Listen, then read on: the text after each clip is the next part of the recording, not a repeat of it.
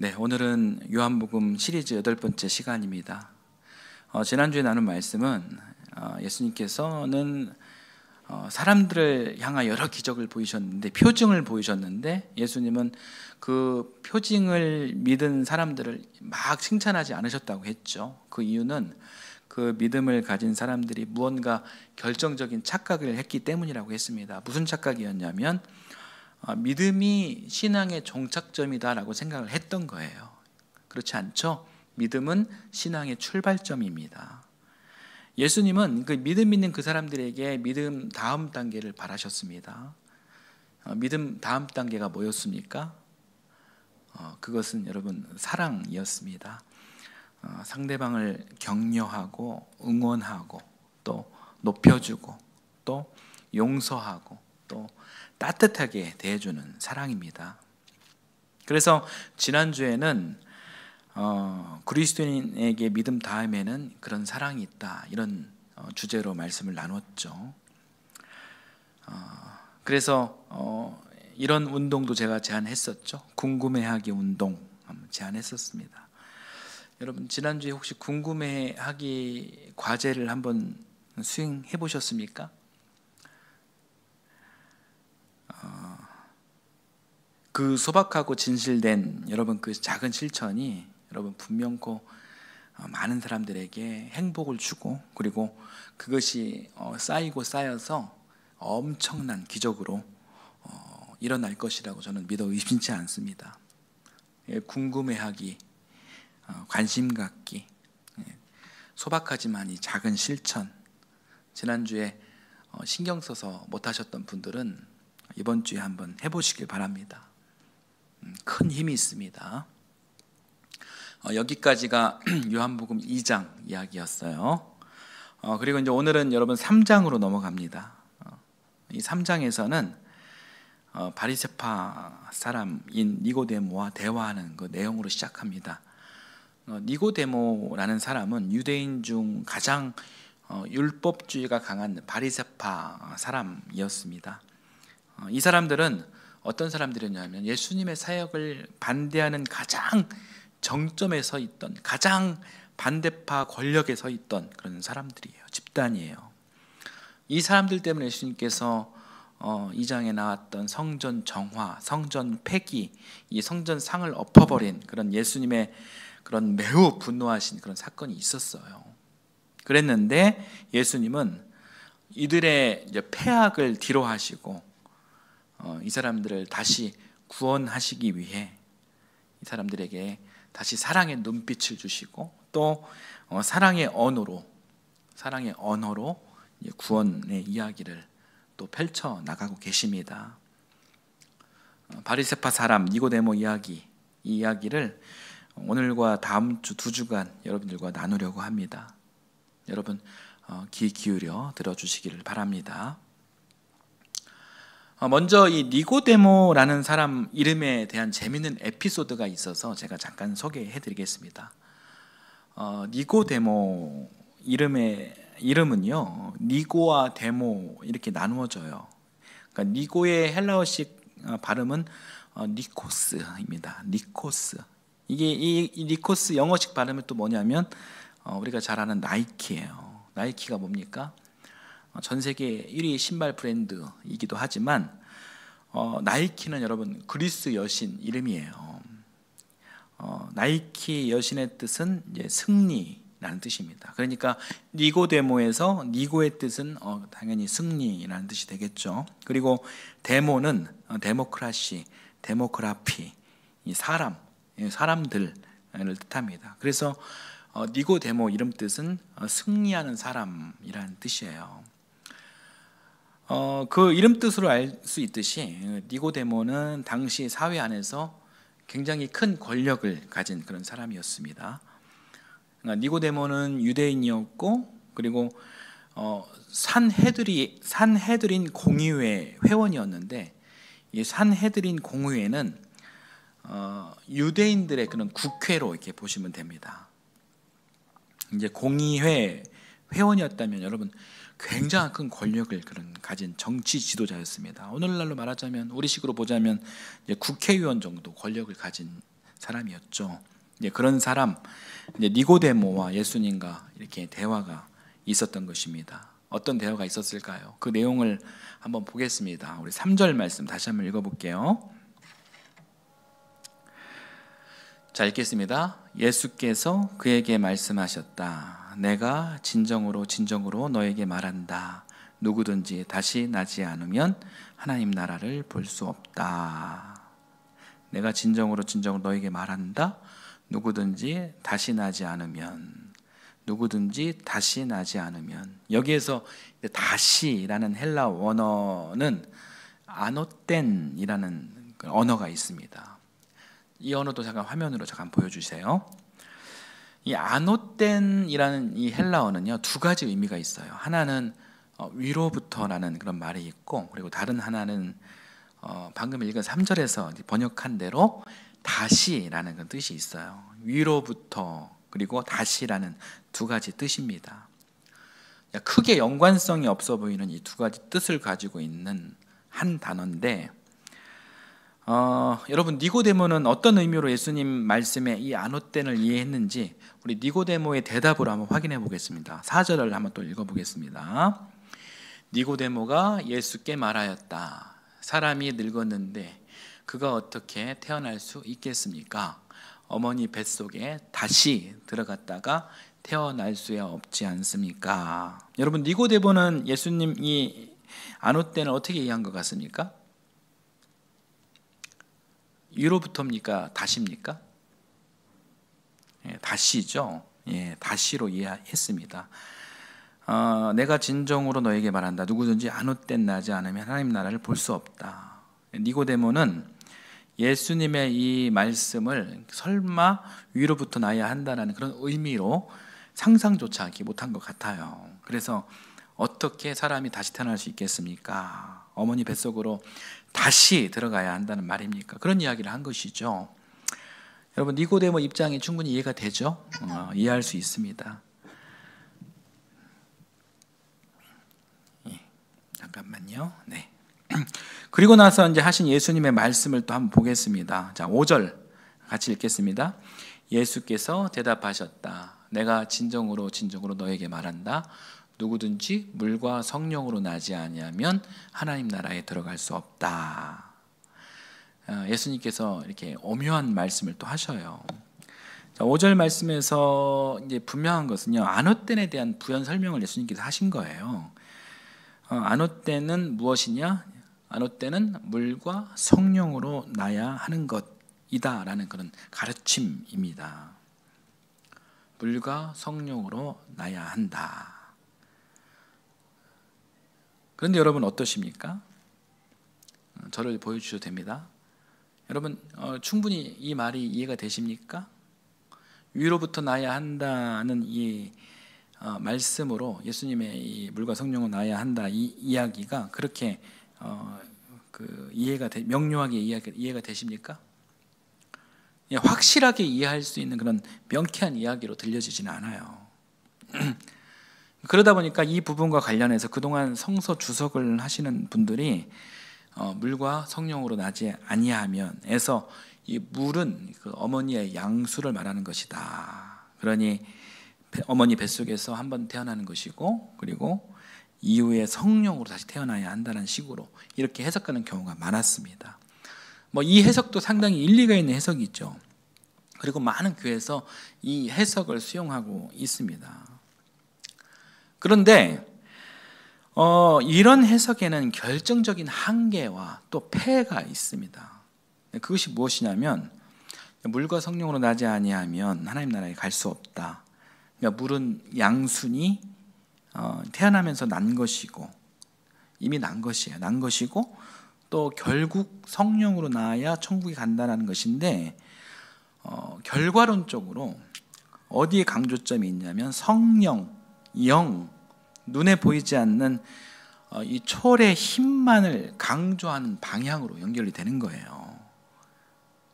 여러분, 이게 왜 문제일까요?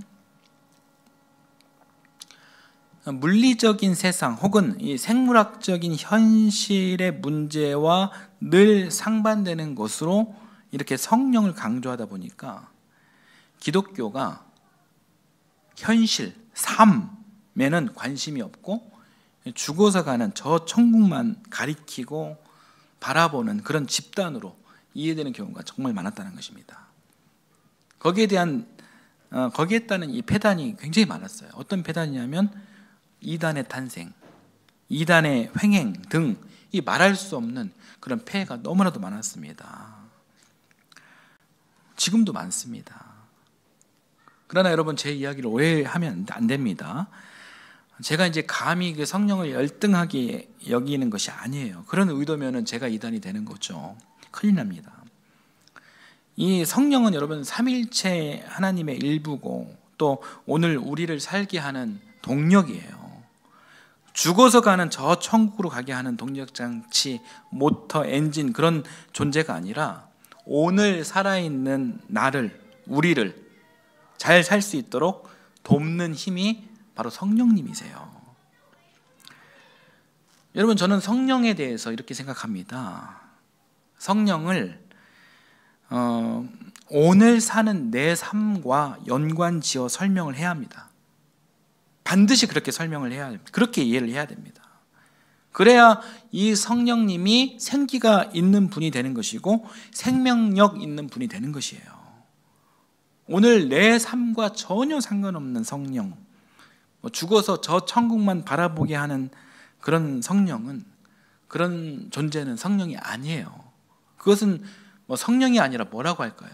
저승사자라고 할까요? 성령은 우리의 생명, 우리의 삶 위에 거하는 분이시지 죽어 있는 곳에 이렇게 머물러 있는 분이 아닙니다. 우리가 죽으면 다 썩지 않습니까? 우리 몸은 다 썩어버립니다. 그때 여러분, 성령이 우리 죽은 몸에 여전히 계속 거하고 계실까요? 좀 거하셨으면 좋겠다라고 생각하는 분도 계시겠지만 그렇지 않습니다. 성령은 그 썩은 몸을 떠나십니다. 그래서 하나님 나라에 가려면 물과 성령으로 나야 한다.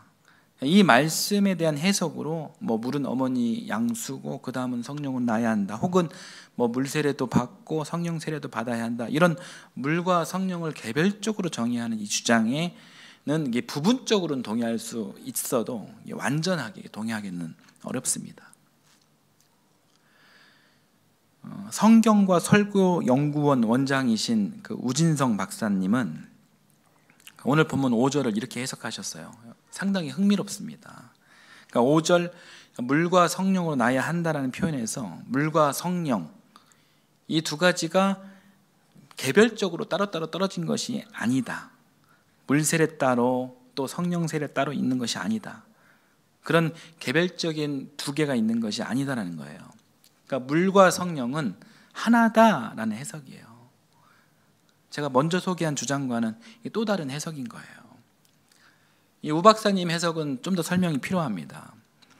그러니까 5절에서 나온 이 물은 어머니 양수 그런 차원이 아니라 더 심오한 차원이라는 거예요. 심오한 차원이라는 거예요. 내가 나 되기 이전의 상태라는 것입니다. 내가 나 되기 이전의 상태. 자꾸 제가 어려운 이야기 하는 것 같습니다. 내가 나 되기 이전의 상태. 여러분, 이 어려운 말을 이해하려면은 성경을 좀 입체적으로 볼 필요가 있습니다. 제가 조금 더 한번 설명을 좀 해보겠습니다. 내가 나 되기 이전의 상태가 성경적으로 봤을 때 그 상태에 뭐가 있었냐면 그때 물이 있었습니다. 이 물은 천지창조 전에 있었던 그런 물을 말하는 거예요. 창세기 1장 1절 2절 말씀을 또 함께 읽어보겠습니다. 태초에 하나님이 천지를 창조하셨다. 땅이 혼돈하고 공허하며 어둠이 깊음 위에 있고 하나님의 영은 물 위에 움직이고 계셨다. 자, 여러분 2절 말씀 봐주십시오. 자, 2절. 자, 이 장면은 2절의 장면은 하나님께서 천지 창조하시기 이전의 상태를 설명해 주는 장면이 2절이에요. 생명이 태동할 수 있는 가장 기초적이면서도 절대적인 조건, 공간과 시간이 있기 이전의 상태는 어떤 상태였냐? 창세기 2절이 설명해 주는 거예요. 1장 2절이. 땅이 혼돈하고 공허하며 어둠이 깊음 위에 있고 또 하나님의 영은 물 위에 움직이고 계셨다. 천지창조 이전의 상태예요. 세상이, 이 우주가 어둡고 깊다. 어둡고 깊다. 이 말은 낮은 없고 어둠만 있으니 시간의 개념이 없다라는 말이에요. 또 깊다. 깊다라는 말은 한없이 내려간다. 한없이 추락한다. 그런 상태니 어떻습니까? 공간의 개념이 없다라는 그런 표현, 그런 시적인 표현이 2절 말씀이에요. 그리고 2절에서 다음에 또 무엇이라고 이야기하고 있습니까? 이 우주는 뭐라고 얘기하고 있죠? 온통 물로 가득 차 있다는 거예요. 물로 빼곡하게 가득 찬 상태, 그 상태가 천지창조 이전 상태예요. 그런 가운데에서 하나님께서, 창조주 하나님께서 이 빼곡한, 완전히 기포 하나 공기 하나 들어갈 수 없는 이 빼곡한 그 물로 가득 찬 이 상태에서 하나님 가운데 이렇게 공간을 내신 거예요. 공간, 뭐 터널 내듯이 이 공간을 내시고 이 공간 위가 바로 하늘이 되는 것이고 그 공간의 아래는 육지가 되고 바다가 된 거예요. 그러면서 이제 시간과 공간이 만들어진 거예요. 그러면서 이제 카오스가 이제 코스모스가 된 거예요. 혼돈이 질서가 된 것입니다. 이제 그런 환경에서 비로소 이 사람이 창조된 것입니다. 코스모스가 된 이후에, 그리고 질서가 된 이후에, 또 사람이 창조된 이후에, 그리고 이제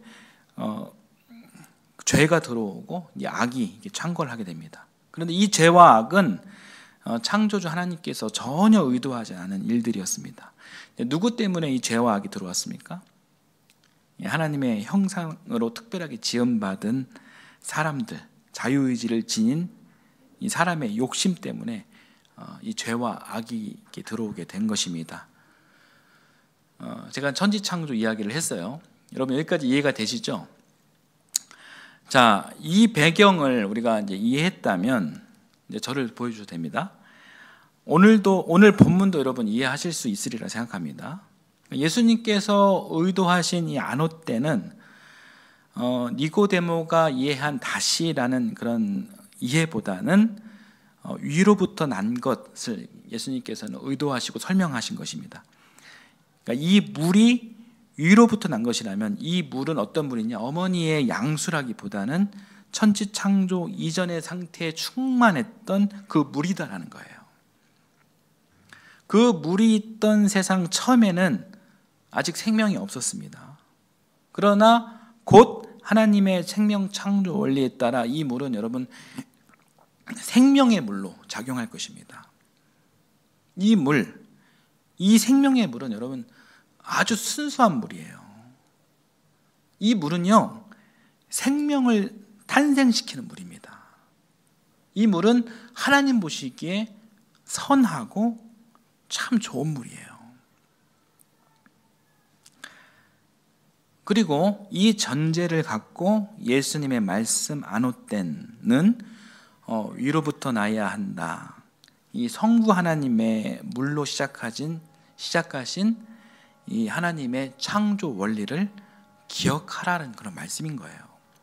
사람의 탐욕과 죄가 이기가 없었던 그때, 그 물로 충만했던 가득했던 그때, 하나님 한 분만으로 충분히 만족했을 그때, 이 사람의 허물과 이기와 탐욕이 들어오지 않았던 아주 순수한 이 에덴 동산의 그때를 기억하고 그때로 다시 돌아가야 함을 말씀해 주는 것입니다. 위로부터 나야 한다는 그 말씀이 바로 그거예요. 그 물의 상태로 돌아가야 한다는 거예요. 이 물의 상태로 다시 나야 한다는 것입니다.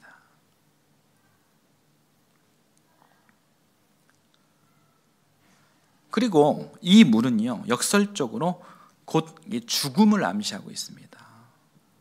그러니까 이 이야기는 굉장히 현실적인 이야기예요. 그러면서 오늘 우리들의 그런 변화, 우리들의 어떤 액션을 요청하고 있는 것입니다. 어떤 액션이 요청된다고 해서 뭐 물에 빠져 죽는 그런 익사를 이야기하는 것이 아니라, 이 말은 여러분 오늘 우리 이 자리에 있습니다. 그런데 여러분 어떻습니까? 여러분 모습이 어떻습니까? 우리의 모습이 어떻습니까? 순수하십니까?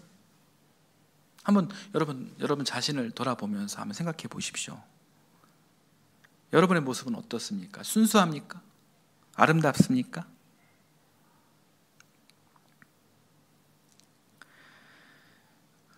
여러분 가상으로 한번 상상해 보십시오. 여기 이렇게 하얀 도화지가 있어요. 이 새하얀 도화지가 있습니다. 이 도화지의 상태가 여러분 우리의 원형이에요. 이 도화지 어떻습니까? 도화지 보이시나요? 어떠십니까? 순수하죠? 깨끗합니다. 그런데 우리가 인생을 살아가면서 이 새하얀 도화지에 다양한 색상의 물감으로 하나씩 우리를 그려나갑니다. 치장해 갑니다. 어떻게 그려나가죠? 점부터 시작해서 선으로 치장해 나갑니다. 그리고 이 선이 모여서 또 면이 만들어집니다. 이 면이 겹쳐서 또 입체적으로 화려하게 그렇게 변해갑니다. 시간이 가면 갈수록 이 도화지 전체를 아마 알록달록하게 혹은 새까맣게 가득 채운다는 것이죠. 그러면서 우리는 결정적인 착각을 합니다. 자기의 원형이었던 이 하얀 도화지는 어느새 다 잊어버려요. 그리고 새까맣게 변한 이 도화지가 마치 자기의 전부인 양, 자기의 정체성인 양, 원래 그것이 나인 것인 양, 그렇게 착각을 한다는 것입니다. 이것이 결국 유한한 사람이 하는 일이고, 그것이 우리의 그런 인생이 됩니다.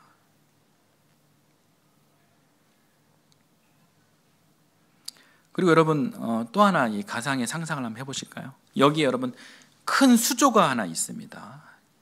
이 수조에 물로 가득 차 있어요. 그리고 아까 여러분 색칠한 여러분 인생의 도화지를 한번 다시 생각해 보세요. 물감으로 알록달록 새카맣게 그려진 여러분의 인생의 도화지를 이 수조에 한번 잠겨본다고 한번 생각을 한번 해보십시오. 상상해 보십시오. 한번 그림을 한번 보여주겠습니까?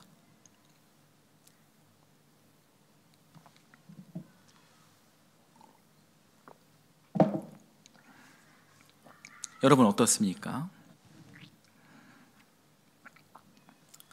어떤 현상이 일어납니까?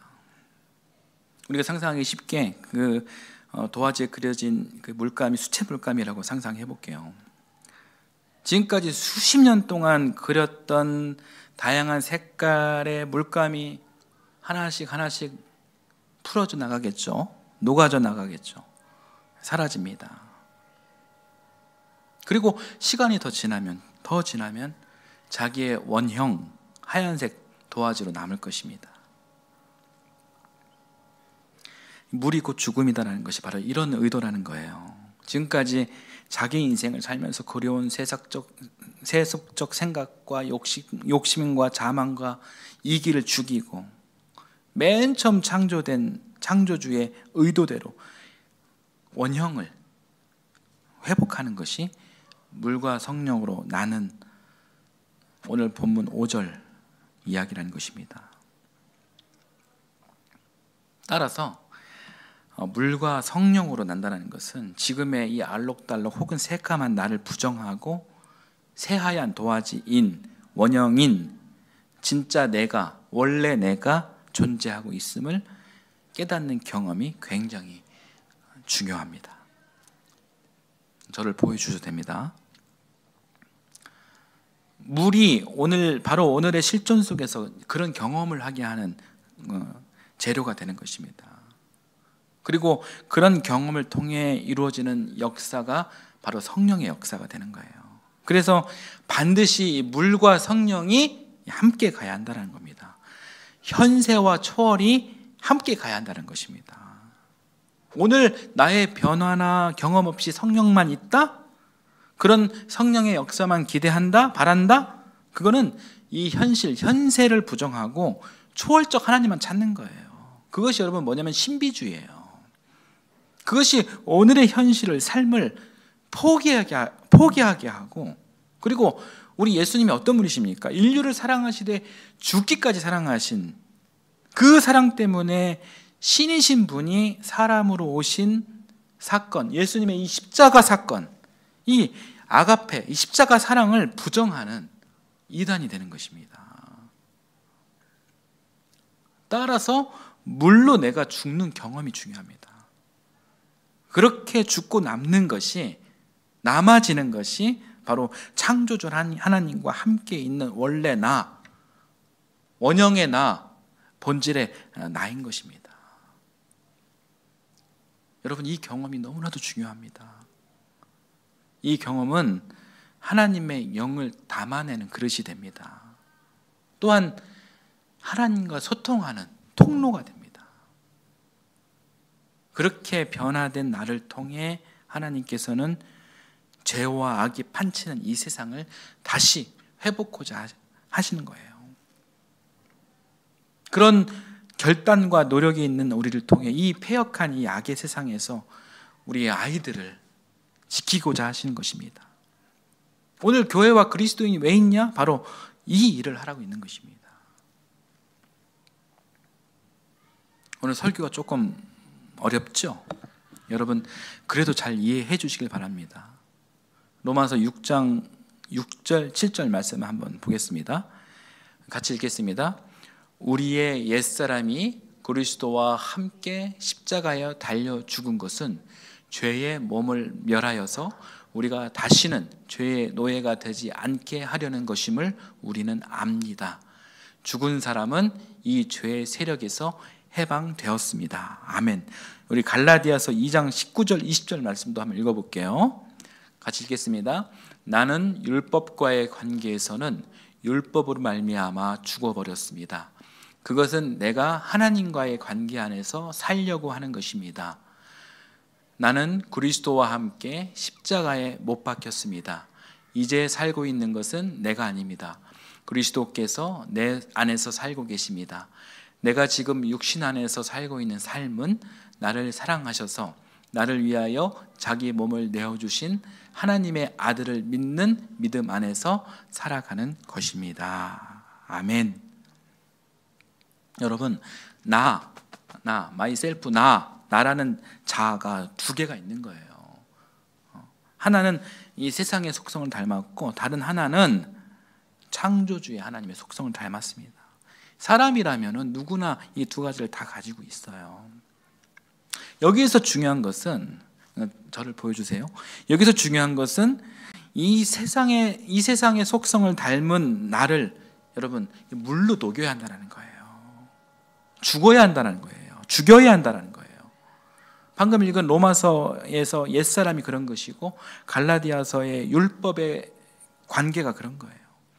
녹이고 죽여서 원래 모습인 하나님 닮은 원형, 본질의 속성으로 여러분 회복해야 하는 것입니다. 이것이 바로 오늘 요한복음에서 나오는 위로부터 난 사람의 모습인 것입니다. 마지막으로 자, 오늘 본문 5절을 한 번 더 읽어보겠습니다. 5절 같이 읽겠습니다. 예수께서 대답하셨다. 내가 진정으로 너에게 말한다. 누구든지 물과 성령으로 나지 아니하면 하나님 나라에 들어갈 수 없다. 자, 오늘은 여러분 오늘 본문을 통해서 5절 말씀 중심으로 물과 성령으로 나는 것이 무엇인지를 살펴봤습니다. 우리는 저 보여주세요. 우리는 지금 교회력상 여러분 지금 성령 강림 절기를 보내고 있습니다. 이 시기에 우리가 성령에 대해서 우리가 조금씩 알아가는 그런 시간이기를 바랍니다. 성령은 오늘 살아가는 우리의 생명을, 우리의 존귀한, 고귀한, 숭고한 우리의 삶을 살려내고 활성화시켜주는 동력입니다.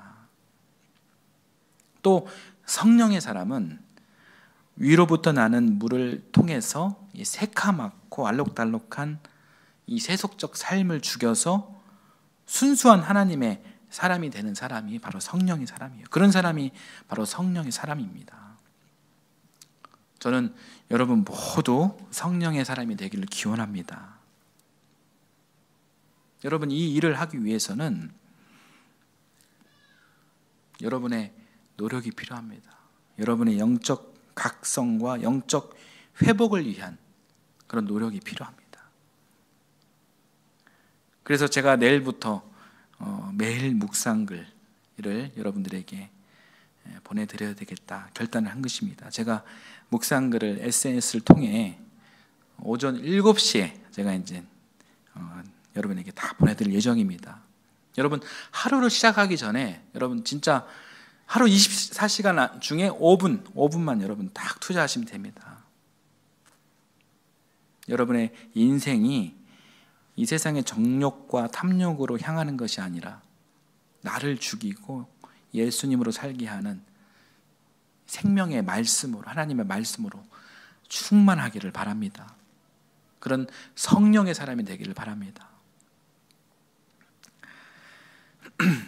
물과 성령으로 난 사람의 특징이 무엇일까요? 특징이 있습니다. 여러분, 그 특징에 대해서는 다음 주에 또 말씀으로 제가 소개해 드리겠습니다. 자, 오늘 말씀을 생각하며 우리 함께 찬양하기를 소망합니다. 부르신 곳에서 우리 함께 찬양하겠습니다.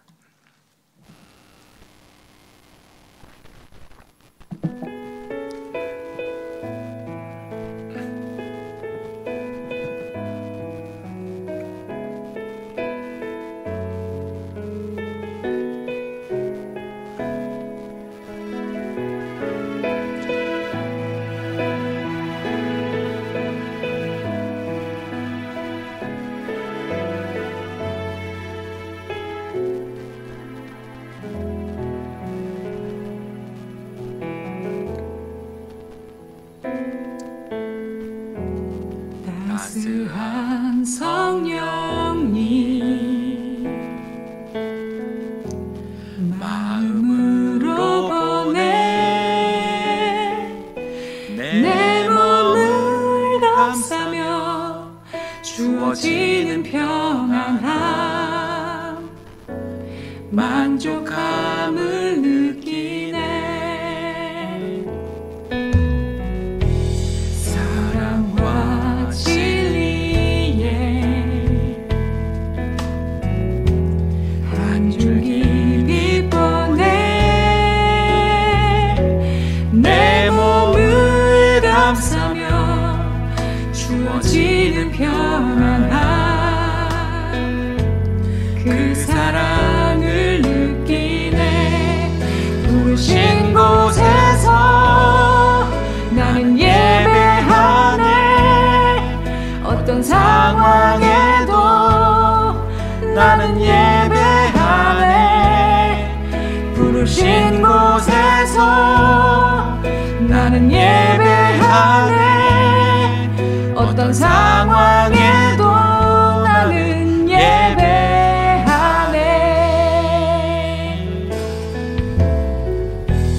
따스한 성령님 마음으로 보내 내 몸을 감싸며 주어지는 평안함 만족함을 느끼네. 부르신 곳에서 나는 예배하네. 어떤 상황에도 나는 예배하네. 부르신 곳에서 나는 예배하네. 어떤 상황에도 나는 예배하네. 내가 걸어갈 때 길이 되고 살아갈 때 삶이 되는 그곳에서 예배하네. 내가 걸어갈 때 길이 되고 살아갈 때 삶이 되는 그곳에서 예배하네. 부르신 곳에서 나는 예배하네. 어떤 상황에도 나는 예배하네. 부르신 곳에서 나는 예배하네. 어떤 상황에도 나는 예배하네. 부르신 곳에서 나는 예배하네. 어떤 상황에도 나는 예배하네. 부르신 곳에서 나는 예배하네. 어떤 상황에도 나는 예배하네.